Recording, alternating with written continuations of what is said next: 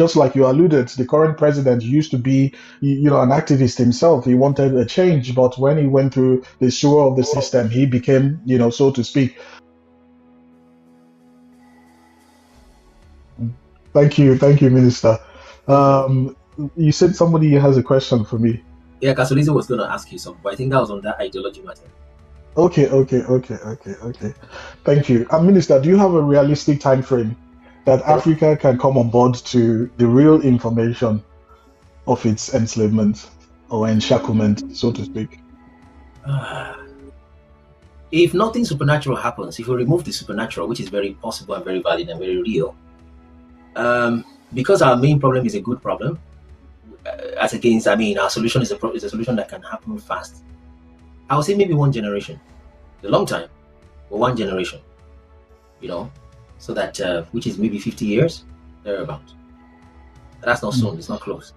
Yeah, that's the exact reason why I'm asking that, because when you check the temperature in Nigeria right now, some people want it soon, but they don't understand that the rot is deeper than what they're seeing on the surface. Just like you alluded, the current president used to be, an activist himself. He wanted a change, but when he went through the sewer of the system, he became, so to speak.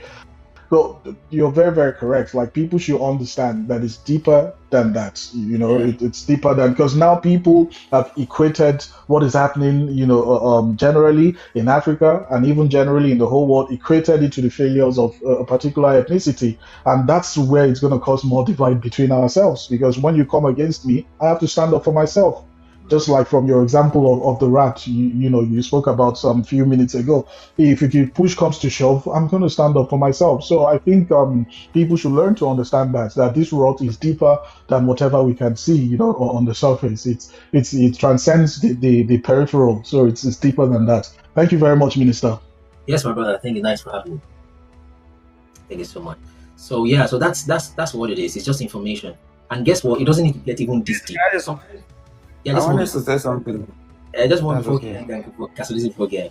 So I always tell people that I would rather even have you not even understand this complex, because this gets very deep. And I tell people, one of the things I'm trying to say, push out there, is that when did y'all ever become Black Africans? Before you start opening Bible, be sure that you've had breakfast, right? It sounds almost when did y'all ever become Black Africans? It sounds almost funny, but this spiritual matters of the Bible should not be handled by somebody who is still grappling with, he's not done his personal hygiene, he's not had good breakfast, he's still somewhere. When did y'all ever become Black Africans? Answer that. So you can mute when you come up next time. Or Mr. Gang, please let me check that person, or Castle is it, or any other moderator. So why you believe in the white man Bible? Tevi. Not by force. That's one of the. I love kissing the white man ass. Y'all coming over here from Africa. Please, can you just be respectful and just keep quiet and listen first? So, what's the problem? He keeps coming back, so he just keep moving there.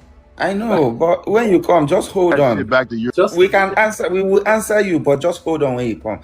Don't come and be imposing your words on us, please. Hold it there. Get that white man colonizing hold shit out it there first. We can talk about it, Mr. Man. What's your problem? Let me change the settings.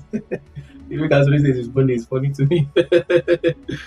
All right, so you discover that Pastor Casolese is now 0/10. I'm on 3/10. I didn't remove the shit from the sword. The sword from the sheet, Noni. Casolese remove the sword from the sheet. Me, I didn't. I know, but then the thing is, some of these Black Americans, the way they behave is just annoying. Wait, what has changed? So many spammers these days. I think it's settings. Well, Lalani is actually partly my fault. But I think it's that setting that actually spiked up the views, to be fair. Okay, there's a little button you click that makes just about anybody just request from nowhere.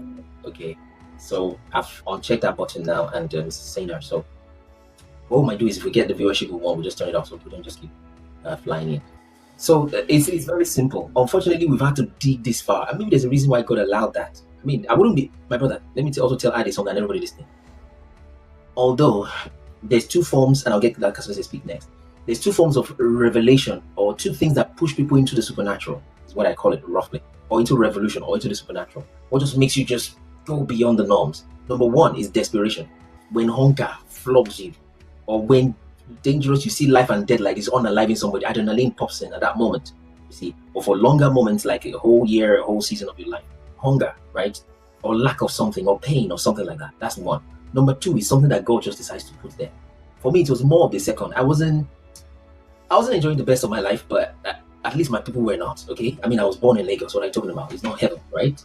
Okay, and for as far as I know, nobody wanted to go to Canada, nobody wanted to go to the United States and to the UK. Okay, so it wasn't the best. It was a mixture of these two.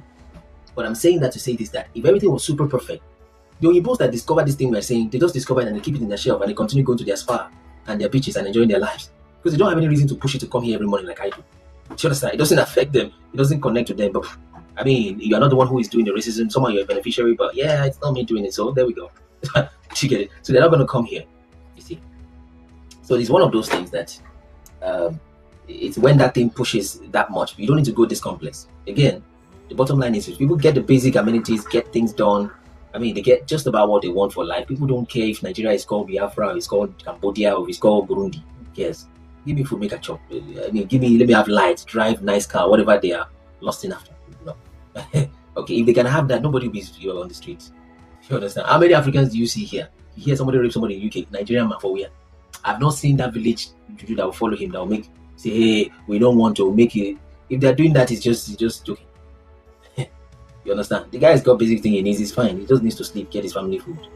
But this next generation, okay, that's why I said there needs to be a little bit of mix. Someone who has not really seen suffering. For some of us who were born in Lagos, not as if Lagos is that bad, by the way, but who have seen you just get satisfied with just once breeze taught you, you walk a little bit, you can go to Spain once, 2 years. I mean, you're pretty much happy. But when you now have children you give birth to in this, they will now be asking more important questions other than food. That's why I say one generation at least.